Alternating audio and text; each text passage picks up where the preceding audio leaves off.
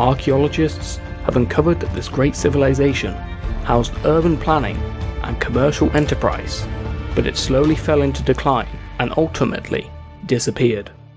After the Indus Valley cities were abandoned, there was a migration of Indo-Aryans into the Indian subcontinent. These migrants were known to introduce the ancient religious texts, known as the Vedas, which were to define religious truth for Hindus. The Vedic period flourished from 1500 BC to 500 BC. It was also around this time that the caste system was developed.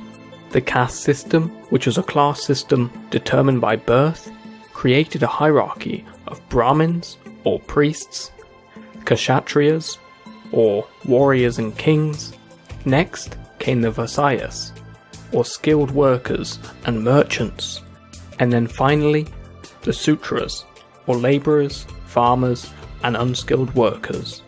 Towards the end of this period, the Aryans spread from the Punjab region to the Ganges River, where several kingdoms formed. The Nanda Empire subjugated the surrounding kingdoms, but would soon be overthrown by Chandragupta. After his conquests, Chandragupta encountered Seleucus, a general of Alexander the Great, who had established an empire for himself. A peace treaty was signed with intermarriage between the royal families and a gift of 500 elephants. Chandragupta's grandson, Ashoka, expanded the Mauryan Empire and waged a great war against the state of Kalinga, killing 100,000 soldiers on both sides. Following his conquest, Ashoka became a devout follower of the Buddha's teachings. For the rest of his 36-year reign, Ashoka took a vow of non-violence and spread Buddhism throughout his realm. However, 50 years after his death, the subcontinent fractured into multiple kingdoms once more. Meanwhile, the south of India was controlled by the Tamil kings, who reigned over 3 states. Disagreements were rife, and war was frequently waged against each other, but they excelled in trade. It was between the 4th and 5th century AD that India was widely acknowledged to have entered a golden age. With the rise of the Gupta Empire, a period of invention and discovery in science, technology, engineering, mathematics, astronomy, art, and literature was born. All these fields saw an explosion of understanding and knowledge and set the marker for the world to follow. It is also believed the game chess was invented in this period. Following the collapse of the Gupta Empire, there followed centuries of multiple kingdoms and dynasties that rose and ultimately fell. However, in the 10th century, King Raja Aja was successful in uniting the southern kingdoms under one leadership. The Chola Empire, under this king, expanded further and built one of the largest Hindu temples within India dedicated to the god Shiva. This empire, with a centralized government, created unique architecture and boasted naval skills that spread their influence throughout Southeast Asia. It was in the 11th century that the Ghaznavids of Turkic Mamluk origin overran the North Indian plains, using swift horse cavalry and vast armies united by ethnicity and religion. Eventually, the Muslim army broke up and led to the establishment of the Islamic Delhi Sultanate. It was the beginning of an Indo-Muslim fusion of cultures. The Sultanate was to control much of northern India and would make incursions into South India, and they successfully repelled the Mongol invasions. However, internal instability and Hindu reconquest resulted in the decline of the Sultanate, and new Muslim sultanates splintered from the empire. India and the Roman Empire had liaised with each other since as early as 30 BC. This connection was mainly through merchants and trade. However, with the collapse of the Roman Empire, contact between India and Europe was all but lost. During the 15th century, Portugal, dedicated to shipbuilding and exploration, sent explorers to sail down the coast of Africa. Vasco da Gama subsequently discovered a new sea route to India. He met with the Zumarin of Calicut, who granted permission to trade. Following successful trade expeditions, the Portuguese soon set up trading posts in Goa, Calicut, Colombo, Cochin, Bombay, and many more, largely through conquest and diplomacy. As trading posts and forts expanded, disagreements were rife between the Portuguese and their Muslim rivals. The Mughals, who were an Islamic empire, had successfully campaigned to dominate India. Muhammad Babur was the founder of the Mughal Empire and was himself a descendant of Emperor Timur and Genghis Khan. His grandson, Akbar the Great, endeavoured to establish a good relation with all religious groups throughout his empire and withdrew the jizya tax for non-Muslims. Under Akbar's rule, the empire tripled in size and wealth. Libraries and schools were built across the empire for both Muslims and Hindus. He appreciated the arts and culture and cultivated them throughout his empire, ushering in the Mughal style of architecture, which combined elements of Islamic, Persian, and Hindu design. The reign of Shah Jahan was the golden age of Mughal architecture.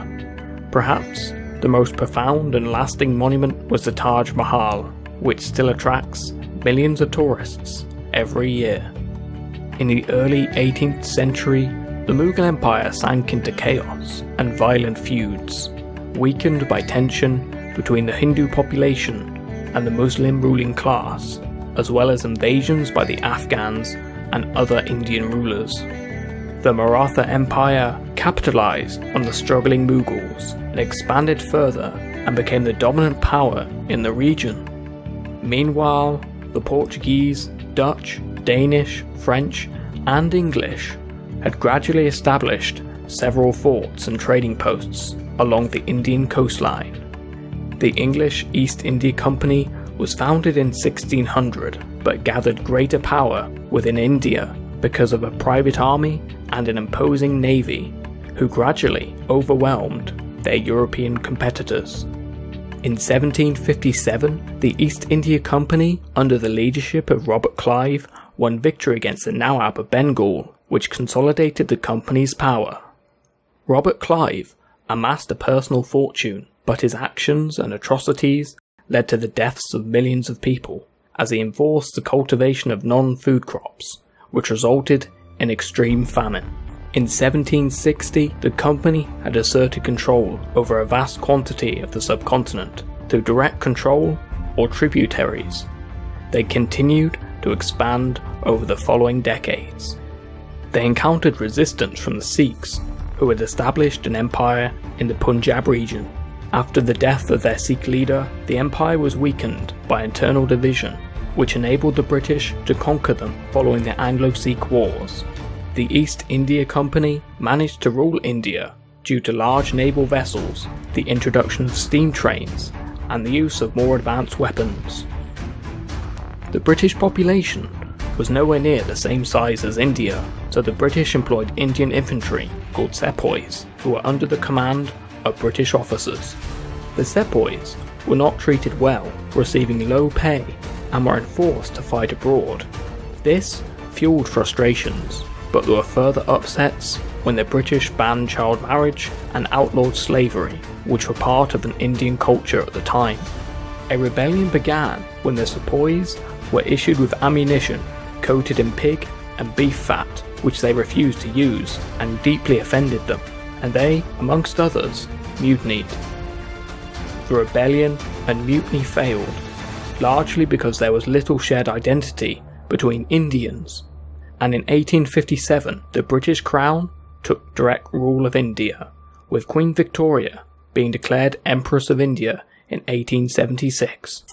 During World War I, over 1 million Indians saw combat on the Western Front, the Mesopotamian Campaign, East Africa, Egypt, and Gallipoli, claiming the lives of 75,000 people.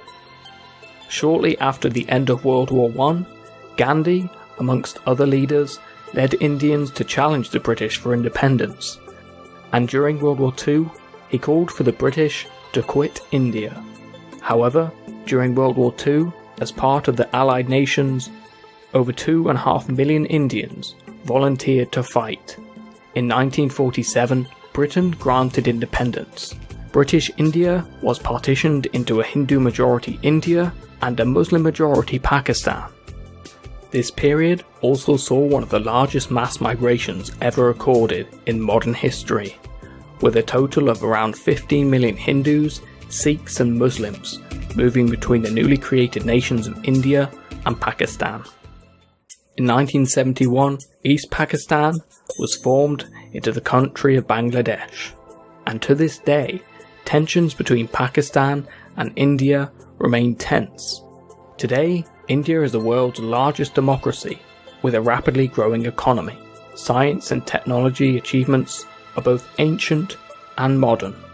The Indian Space Research Organisation are currently sending missions to the moon and beyond, and are arguably one of the best countries in space exploration. The Indian film industry of Bollywood is one of the world's largest. Cricket has long been a passion for many Indians. India is also the birthplace of Hinduism, and many follow its practices throughout the world. India today and throughout history has a varied past. It is the 7th largest country by area and the 2nd largest country by population.